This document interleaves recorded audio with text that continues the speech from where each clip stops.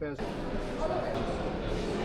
что, друзья, записываю вторую часть события день рождения античного рынка в городе Тонгерен, Бельгия, 50 лет. Видео оказалось очень длинным, материала было снято так много, что пришлось его максимально ужимать. Да так, что часа, наверное, 3,5 видео пришлось просто выбросить. Были интересные моменты общения с продавцами, люди делились интересной информацией.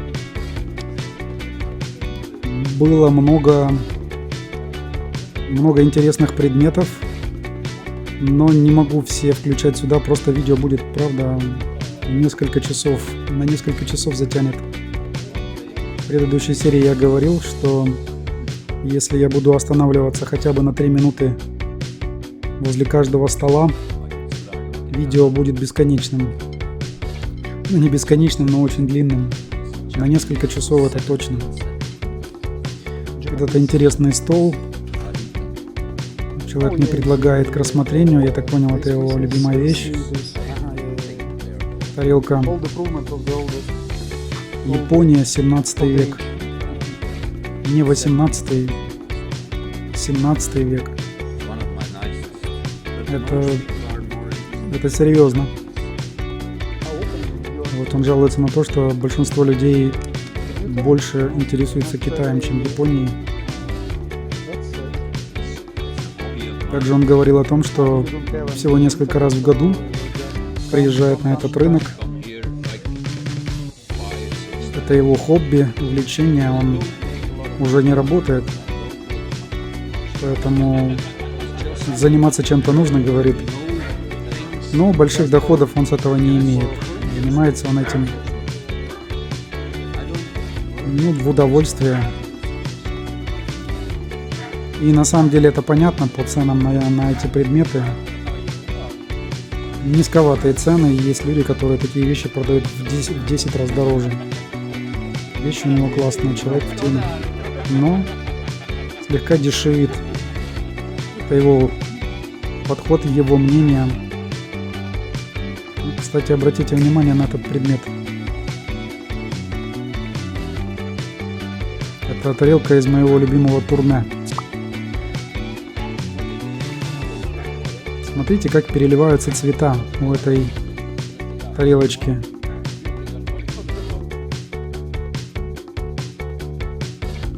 Так называемая иризация. Такой эффект разлитого бензина на мокрый асфальт. Такой разливается разными цветами радуги.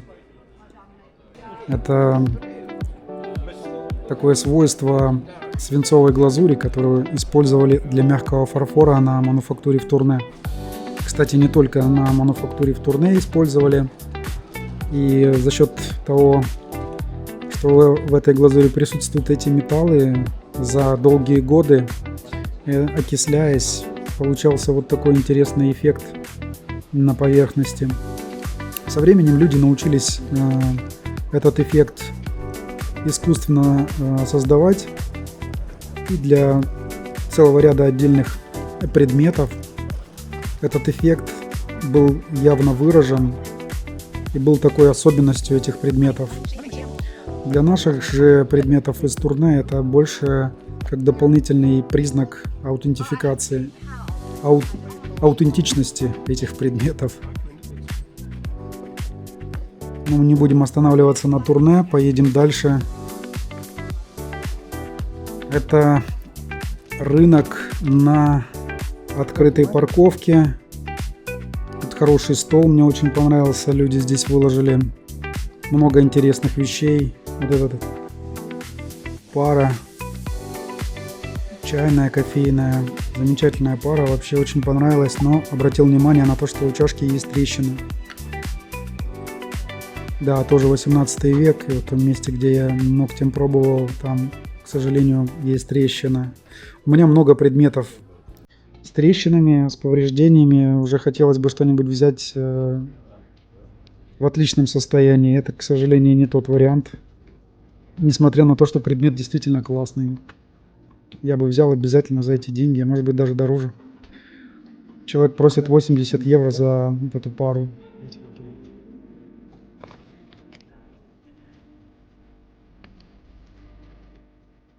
Вот он, Херинд. Целая линейка, тут прям много его. Ручная роспись, просто замечательные вещи, отличные. Посмотрите на чайник. Вообще на этот сервиз. Я картины вижу по базару здесь, по этому рынку. Качеством росписи сильно хуже, чем роспись этих фарфоровых предметов. Конечно, они стоят этих денег. Ну, не все на рынке фарфор. Очень много предметов совершенно не относящихся не только к антиквариату, не только к фарфору, но и к антиквариату. Но, несмотря на это, все равно это интересно. Бывает, зацепится взгляд за какой-то предмет и купишь его не потому, что он старый, древний или что-то стоит, а просто потому, что нравится. У меня такие несколько предметов уже есть. И я иногда себя просто останавливаю, чтобы не тащить домой. И не... У меня, в принципе, уже большая проблема дома хранить эти вещи, поэтому стараюсь держать себя в руках. Многое из того, что было куплено за это время, было попаковано, попрятано по коробкам. И если они у тебя не перед глазами, ты просто о их существовании забываешь.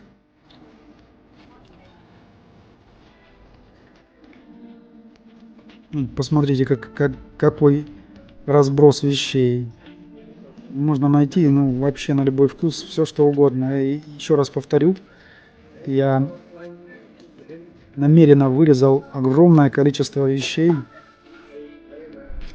просто потому что видео будет настолько длинным, что вы устанете его смотреть и уснете. Еще один блок в подвале я просто даже не включал в это видео. Тарелку я только что показывал, замечательный предмет. Чем он интересен? Тем, что, ну, во-первых, это Китай, 18 век, и еще он без трещин, он в целом состоянии, да, есть небольшой скол по контуру, но размер, диаметр большое целое блюдо, а не просто тарелка, какие-нибудь там 20-24 сантиметра, большая тарелка. А это уже редкость. Это добавляет в цене существенно. А вот этот подземный паркинг, который тоже используется под античный рынок.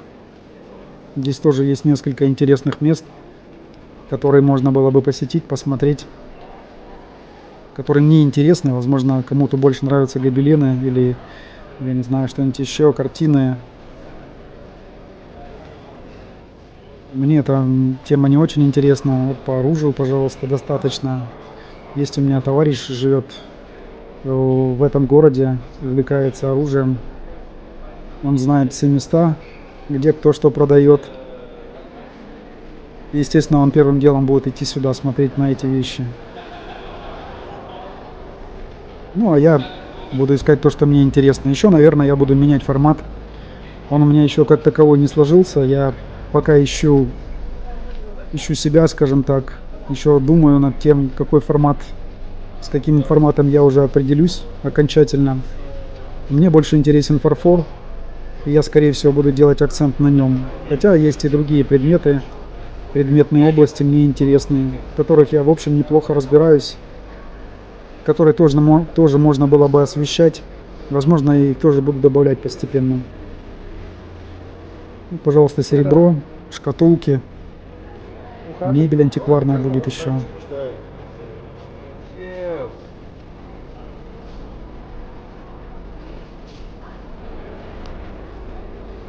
Хороший выбор у человека. Даже старой Российской империи серебро как-то попадалось на глаза у него на столах. Это столы его отца, его родителей. Это их семейный подряд. Причем родители занялись этим делом сильно позже, чем этот человек. Родители уже пожилые, им лет, наверное, 80 плюс. Но, несмотря на возраст, люди каждую неделю приезжают, и у них достаточно интересные предметы на столах. Это, вот, пожалуйста, демонстрирую. Цены, в принципе, вменяемые. Конечно, если вы перекуп, если вам ваша задача купить подешевле и продать подороже, то, возможно, придется поторговаться. Ну, или просто искать в других местах. Но если для себя, я думаю, что можно рекомендовать. Люди молодцы. Вот, пожалуйста, тоже такой интересный экземпляр. Шкатулка. Еще, наверное, советского образца, советской эпохи роспись. Но не уверен, не сильно я вот этим разбираюсь. Есть несколько мест с картинами. Картины неплохие есть. Ну и цены тоже неплохие.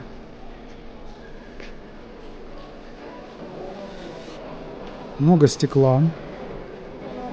Любителям, я думаю, здесь будет что посмотреть. Люстры — это отдельная история.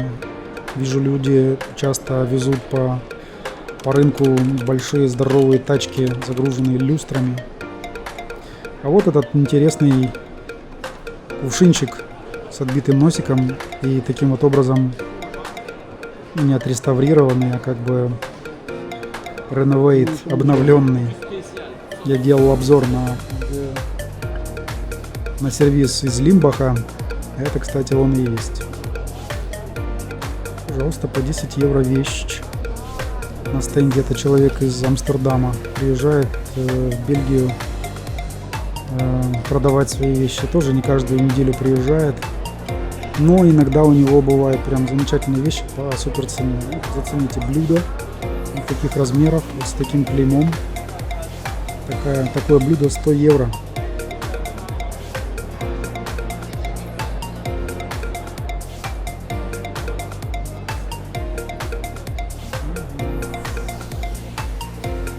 Как-то помню, я купил несколько фарфоровых предметов за, как мне казалось, за супер цену, и бежал домой, окрыленный большой удачей и какой-то такой детской радостью. И мне навстречу нес человек лампу Тиффани за, по-моему, 70, около 100 тысяч долларов. А купил я там свои предметы до 100 евро, то есть уровень. И мне так сразу взгрустнулось, глядя на его покупку и на свою. Ну, каждому свое. В какой-то момент и мне улыбнется удача подобного рода вещи найти. Я знаю, есть люди, которые, занимаясь этим делом, продают буквально несколько вещей в году, и им достаточно, чтобы денег хватило на весь год. При этом люди не бедные, они могут себе позволить многое. Такие истории успеха, они вдохновляют. Вот тоже стенд с куклами, и здесь люди этой темой увлеченные. Есть куклы, цена которых на аукционах может доходить до десятков или даже сотен тысяч евро. Так что кукла — это не просто какая-то безделушка, какая-то ненужная старая грязная игрушка, которая валяется где-то в коробках под завалами с таким количеством ненужных вещей. А на самом деле стоит такая, может, целое состояние. Тут целая коллекция фигурок, все фигурки так на троечку Вот только что были коробки с фарфором. В одной из этих коробок лежал сервиз старый Брюссель. Много предметов. И каждый раз, когда я проходил мимо и смотрел на эту коробку, а предметов в ней становилось все меньше. Каждый следующий раз на 1, 2, 3 предмета число уменьшалось. Сейчас у него в этой коробке осталось всего несколько предметов. Как вы думаете, почему? Он их не продал. Он их побил в дороге. То есть бой — это обычная практика. При мне паренек уронил большой ящик с фарфором. Ну, просто разбил в клочья. Высыпал из ящика просто песок избитого фарфора. Вот мы вышли из подземелья на солнечный свет. Тоже такой интересный проулок напротив кафешек, возле музея. Замечательные тоже предметы можно здесь найти, и недорого.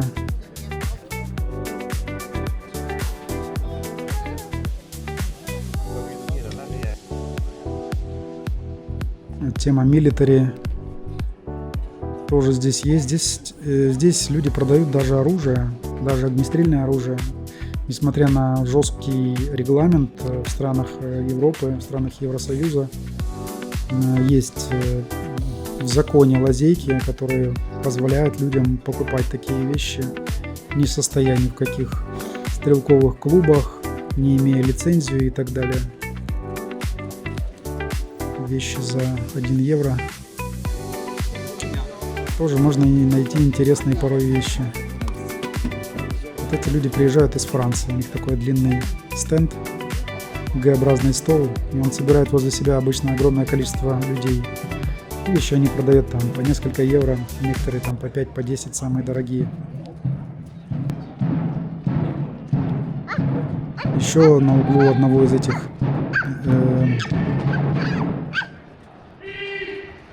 ладно, эту историю я расскажу позже.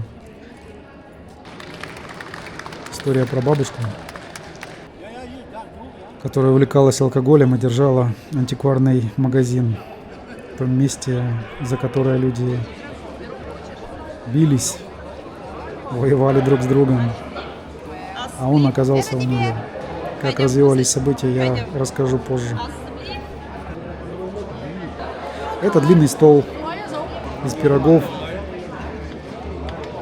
Все бесплатно. Кстати, вход на рынок тоже бесплатный. Я знаю, что некоторые рынки берут плату за вход. Я такое встречал. В Тонгерине такого нет, слава богу. Мало того, что за вход не платишь, здесь еще вот можно так угоститься неплохо, вкусно. Под конец возвращаемся к тому месту, с которого начинали.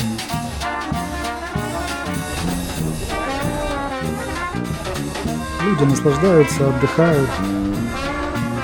Если вы приезжаете в такие места, тоже рекомендую, делайте паузу, отдохните, соберитесь с мыслями, зарядите батареи и продолжайте. Обычно на второй заход можно найти что-нибудь, чего не заметил в первый раз. И даже договориться за ту цену, за которую изначально продавец не соглашался. На сегодня все. С этим обзором, с этим днем я ставлю точку.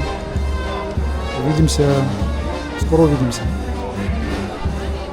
Пока-пока.